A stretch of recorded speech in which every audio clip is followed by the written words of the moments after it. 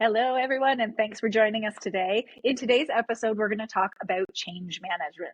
So, Sean, let's start with the basics. What does change management mean to you, and why should leaders really care about managing a change? That's an excellent question, Heather. Thank you. And I think what it means to me is the very reason for doing anything, starting a business, trying to improve it, doing a new initiative is to actually affect change. We want to go from point A, which is where we are today, to some other place where hopefully it is better for ourselves, for our clients, for our employees. And so as leaders, change management is the very essence of why we're doing any initiative. And so, why we should care about it is because we want to ensure that that initiative is as successful as possible, that Mhm. people really see the value that we think is there, that they buy into it, they adopt whatever product, service, change we're implementing, and that they then champion that and become advocates for it so that we can see additional revenue growth, customer satisfaction, whatever those markers are that we tend to manage. Yeah, absolutely. And, even from a client perspective, right, when it's a change that impacts clients, how are we managing them through that change? Because the last thing we want to do is lose a customer, right, which impacts our revenue. So, yeah, that's a great answer. All right, then, Sean. So, what are your thoughts on why change efforts fail? Is it really just because people are resisting change, or is there something deeper going on as to why they don't want to participate or support the change? Um, there are a couple of reasons. One, they don't understand the change, right? No one's done a good job of communicating it to them and why this change is better than what they have. Hmm. One of the interesting things that I've found is that people have done a really good job of making the most inefficient processes work for them, and they become comfortable. So even though this is crap, I've figured out how to make it work for me and I can get through it really quickly. Now I've got to learn something new that I'm not familiar with, that I don't trust. And so that is part of the big hesitation in my mind. The other part Hmm. of it is, and this is going back to leadership, is many times leaders will give us a project and say, make these changes. And we're left alone to basically be the voice of that change to the folks who are impacted most by it with absentee leadership.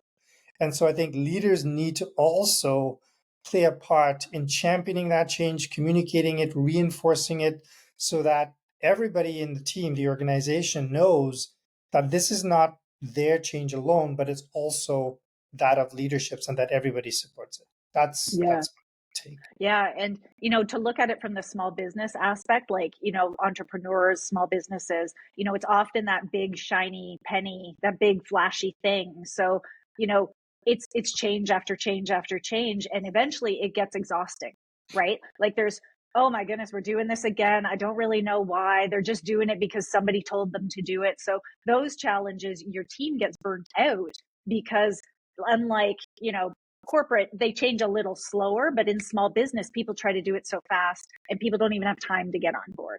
So we understand the balance between being agile to change versus, making sure it's done right. 100%. Yeah. Completely agree with you. And I would Mhm. argue that even in large organizations, I see people feeling change fatigue and asking the same questions as in a small organization. Yeah, that's very true too. Hmm. So kind of going back to that leadership piece, what do you think leaders should really be doing differently to help their teams and their people embrace change? I think leadership needs to be at the very start, be more visible and present in communicating what change we're looking to make, why we're looking to make the change, how the change is going to make everyone's lives better. Hmm. Maybe even acknowledge that there's going to be some discomfort with moving from the current way of doing things to a new way of doing things. Hmm. And they need to repeat this often. And it can't just be at the very top. And if you're in a large organization, middle management sort of not present for it. Every level of the organization needs to be singing the same tune and be living the same experience so that the folks who are most impacted do not feel as though it's just left to them to manage that change. Yep. Yeah. No, I agree. They have to be on board. Leaders have to be on board. And, I will say my time in corporate, there were often times where you had senior leaders that were frustrated with the change as well. So you could tell they were just like, well, we're just doing this because somebody told us to. Okay, well, when I see my leader talking like that, how am I supposed to get on board? And that was at multiple levels of like, ugh, and then, okay, well, by the time it gets to me, I'm like, well, through this, so 100%. absolutely, every level. And it's got to be authentic, right? We talk about authentic leaders. They have to authentically be bought into the change.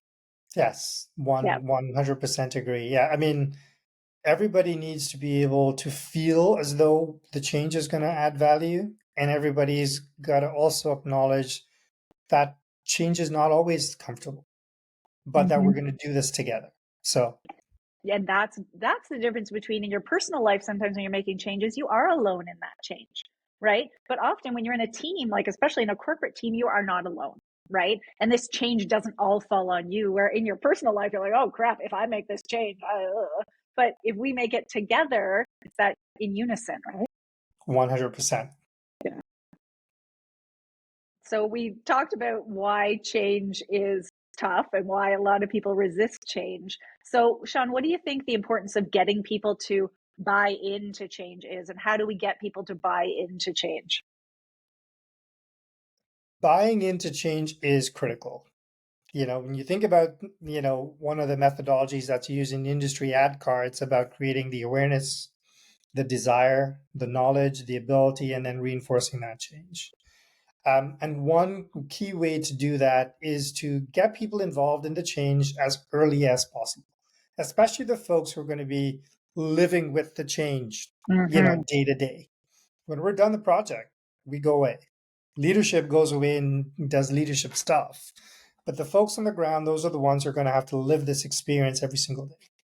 And so if we can get them involved and get their input, whether it's selecting a new vendor and looking at the application to see what works and what doesn't work, or Yeah. if we're building out a new process, getting them involved in doing some of the process reviews so that they can see and provide insight into this is going to work or it's not going to work and here's why. It gives us also the ability to tweak that so Mm-hmm. that when it does go to the field, that it's better suited for how the field operates, and you get the kind of adoption you want, and hopefully the right business benefits. So that would be my key method of getting people to buy in.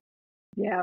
I think too at the end, the part about like the reinforcement, but also the ability to go back and give feedback on what's not working, right? We can test it till we're blue in the face, absolutely, but there's still going to be things that break or that aren't working, that they need a feedback mechanism to be able to go back to know that it's maybe not something they have to live with, that, oh crap, yeah, we did miss this and we can go back. And I find that in small businesses, it does make it a little easier to make those quick changes. In corporate, that is sometimes much harder, right? Yeah, So, and as you're saying that, I mean, some of the things that are hitting into my head are things like, can we create job aids?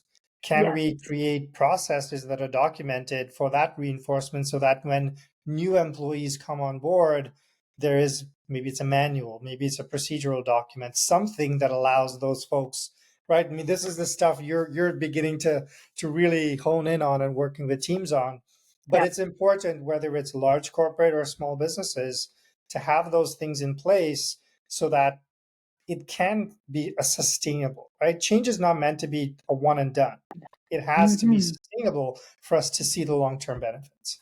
yes. And we have to be agile, like to your point, for small businesses, document those processes, but that's a living and breathing document. So as things change, systems change, tech changes, it's not like, well, we can't review this for a year, so you have to keep doing what you were doing. No, who owns it and who's responsible to change that document so everybody else who's trained on it, to your point, knows the right way to do it.